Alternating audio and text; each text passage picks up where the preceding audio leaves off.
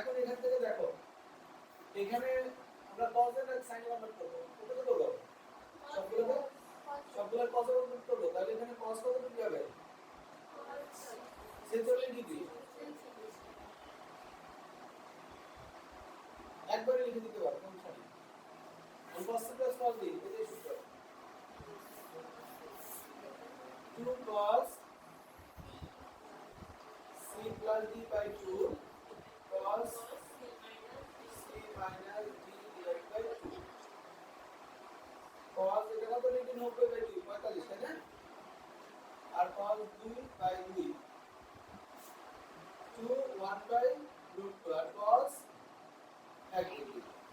√2 cos 1 degree এখন এটা দরকার পড়লে আমরা sin 90 ডিগ্রিও দিতে পারি তাই না